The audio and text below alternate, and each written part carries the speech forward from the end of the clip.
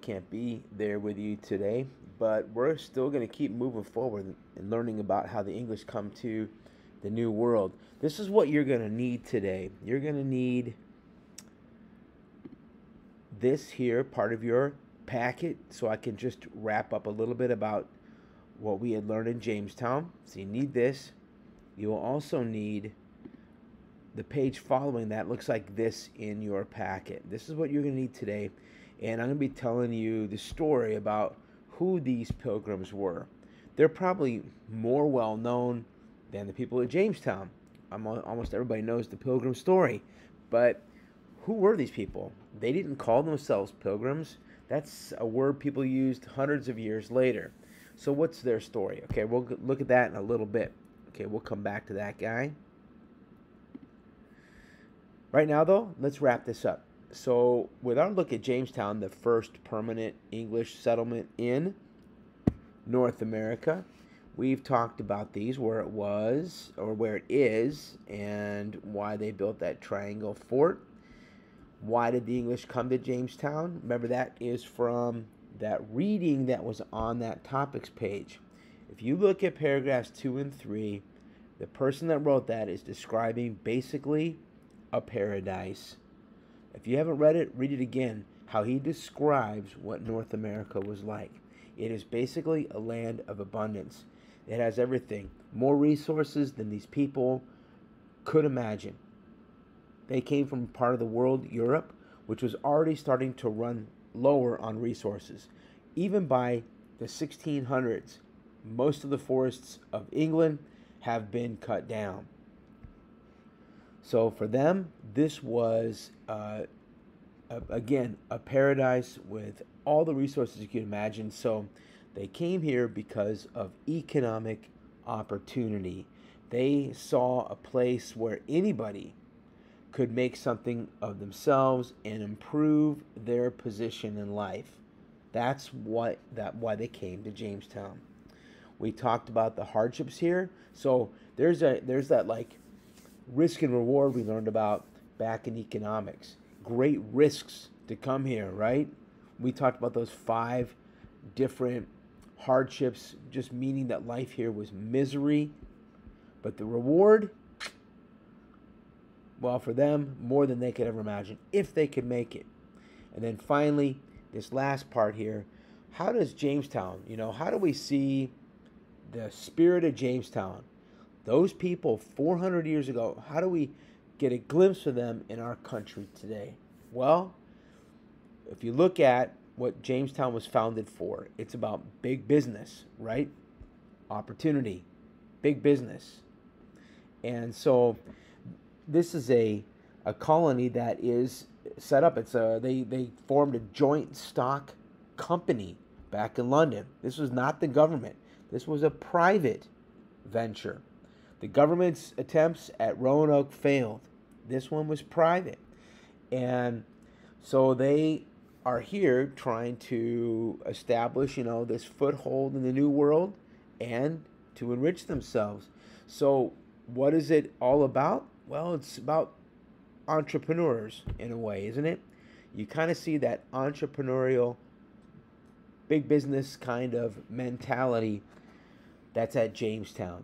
That you can make your life better through hard work, and you will experience success. So that's kind of like what we still kind of have that in our country today. This idea that you work hard, you can be successful, that entrepreneurial spirit. Okay? All right, let's move on.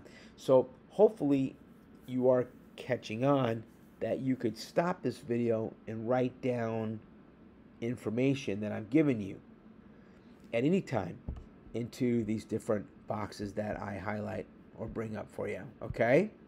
So if you need to do that, you can stop now, go back and listen again, because I'm moving on to this next group of people that come to an area of our country. We still call it New England, and they come in 1620, and you know them as the Pilgrims. So this is where we're going to be writing down information here. Now notice it's a big blank page, okay? So you're just kind of jotting down here. Normally I do this in front of the class on the whiteboard, and I'm drawing and stuff all over the place. All right, it's a pretty big story to understand why these people come, why they were called separatists. That's what everybody called them, and that was like a dirty word. That was like, it wasn't good to be a separatist. Why they're hated by their king, why he would encourage them to leave his country. The fact they didn't come here first, they went to Holland, then they came here. What's up with that? Okay?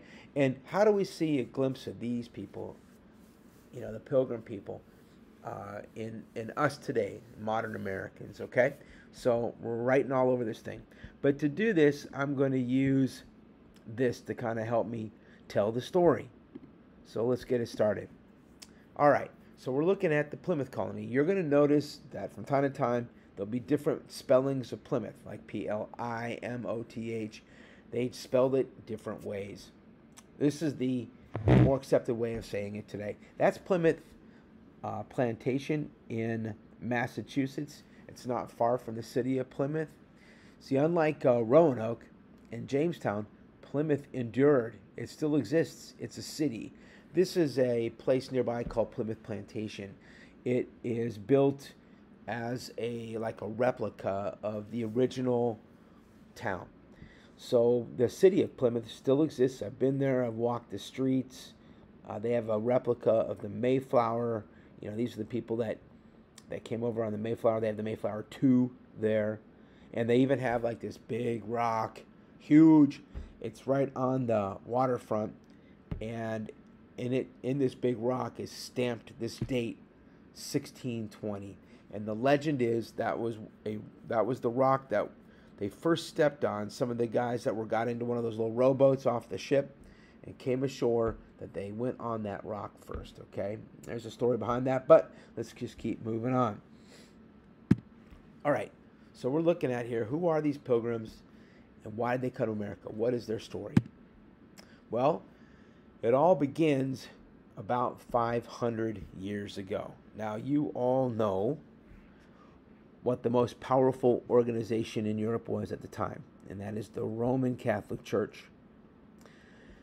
Around the year 1500, there were rumblings, there was news and rumors that there were people that were not very happy with how the Roman Catholic Church sort of controlled a lot of things, how they ran things.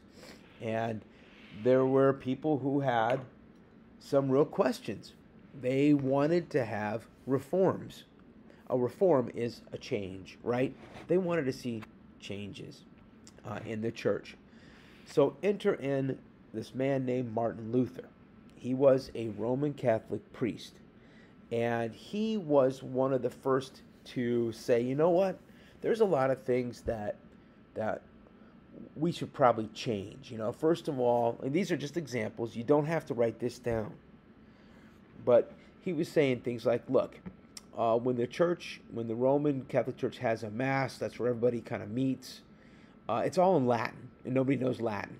Okay? It should be in the vernacular. That's a big word, isn't it? And the vernacular means it should be, when you have like a priest talking to parishioners, he should be talking in their everyday language, like whether that's German or French or English, okay? That's one example. Another example of something that Martin Luther said that should change, he said, look, the sale of indulgences just goes counter to everything that Christianity is supposed to be about. And an indulgence was this. And you could probably see after I explain it why it's wrong. An indulgence is that, so let's say that your favorite uncle has died. Okay? Well, Christians believe that when a person dies, that they could go to heaven or they could go to hell, right? So if you want to help that person along, an indulgence was to pay money to make sure their soul goes to heaven. I know. Okay, that doesn't sound like right at all. It favors the rich, doesn't it? And that's not what Christianity was about. So these were two things Martin Luther was talking about. And so he actually had 95 things he wanted to talk about. And he nailed them to his church's door on October 31st, 1517. All right? So this is all going on about 100 years before the pilgrims, but about the time of the age of Columbus and the exploration of the New World, right? Conquistadors, remember those guys? And so what happens is this. It creates, it's a big deal, big problem for the church. And they end up having this trial. Martin Luther is kicked out of the Catholic Church, and the church says no to reforms. And so what Martin Luther does, and others like him in other parts of Europe, he's not alone, they begin the Protestant Reformation. I have here the Protest Reformation. It should say Protestant Reformation. And so it just simply means this. Reformation's all about changes, right? Making changes. And since Martin Luther and others were protesting, they were called Protestants. Protestants. That's where that comes from. So they were protesting the church. And so the Protestant Reformation begins. It's a big deal. It'll be a bloody deal as Christians fight Christians throughout Europe over who's right and who's wrong. It's a mess, okay? But it's an important part of this story. Okay, let's move on. Meanwhile, over in England, there was a young king about the time the Protestant Reformation begins. So around that time, got this young king. Some of you've heard of him. His name was Henry VIII. And he was, like all the monarchs were at the time, a Catholic king. And he was married to the beautiful Catherine, a Spanish woman from, noblewoman from, Castilla in Spain. All right, so that's his first wife, and they resisted the Protestant Reformation. Henry VIII said, I will not allow the Protestant Reformation to come to England. It's not happening here. And for that loyalty, the Pope, the head of the Roman Catholic Church, gave Henry the title Defender of the Faith. All right, so he and the Pope were kind of good buds at that time. All right, now things kind of go wrong. Catherine, one of her primary jobs at the time for a queen was to provide a male heir. And Henry wants to have a male heir to carry on the Tudor line of kings. He was a Tudor king. Tudor was his household. Well, she only has one child, and it's a girl. Others, they died in childbirth. They were stillborn. It was a mess. And over time, Henry grows apart from Catherine. And see, now here's where it's all going to happen here. Henry, eventually, years later, years after this, it's like the early 30s, seeks a divorce from Catherine. All right, he doesn't want to be married anymore. And he's thinking it's going to happen. In fact, he's already sweet on the person that'll be the next queen. But there's a problem. The Pope says, no, we don't support divorce in the Catholic Church. You should not do this, Henry. And he's denied that opportunity to have a divorce. Well, the King of England says, you know what? I'm not going to stand for this. And so now Henry changes his whole tune on the Protestant Reformation. And he says, you know what? I'm going to bring the Protestant Reformation here. And Henry allows it to come, and he kicks out the Catholic Church from England. Wow. This is a big deal. He starts his own church. Now, you might want to pause it here because you want to write this down. It's called the Church of England. And this is a Protestant church, so they wanted to have the reforms. He makes himself, get this, the head of that church, so he can grant himself a divorce. Easy enough, right? And so he does. Now, Henry will go on, because some of you guys know this story, and he will have 6 wives. Henry VIII and his 6 wives. Up here was the very beautiful, Catherine. Okay, so he divorces her. Over here was the woman who became the second queen, and her name is Anne Boleyn. Okay, now Anne does the same thing Catherine does. She only has one child that lives, and it's another girl. Catherine's daughter, the only one to survive, was Mary, and Anne Boleyn's daughter was Elizabeth. Okay, well, things go wrong with Anne. Henry has her beheaded. Whoa, okay. Moving on to wife number 3. This is Jane Seymour. And Jane Seymour took 3 wives here. She finally gives him the male heir that he's looking for, and his name is going to be Edward. All right. And so then there's 3 more wives, which we don't have time really to talk about. I think the way they learned it is this: survived, beheaded, died, survived, beheaded, died, or something like that. Okay, that's how you remember those 6 wives. But here's the interesting thing. Her daughter Mary becomes Mary, Queen of England, known as Bloody Mary. She's replaced by her sister, Elizabeth, who becomes the very famous Elizabeth I. And both of them become queen after Edward, of course, because he was the boy. But Edward doesn't last very long. He dies very, very young. So he actually becomes first the monarch right after Henry dies. It's Mary, dies, and then it's Elizabeth. Lasts a long time. Okay? All right, moving on. So there it is. Church of England, also known as the Anglican Church, that Henry has set up. And so things go on like this for a while in England. There's fighting between Catholics and Protestants. When Mary became the Queen of England, replacing her brother Edward, her half-brother, she brought the Catholic Church back. They took away all the Church of England churches. They killed their priests. And then once, that's why she gets the name Bloody Mary.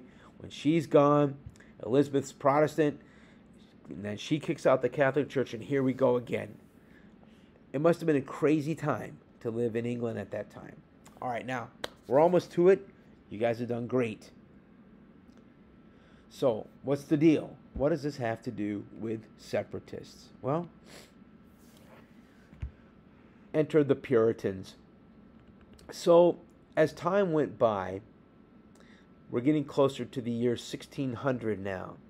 There were people inside the Church of England that weren't quite happy with the reforms. They weren't happy with the changes that the Church of England had made, trying to break away from the Roman Catholic Church. The Puritans wanted to, and this is where their name comes from, they wanted to purify the church.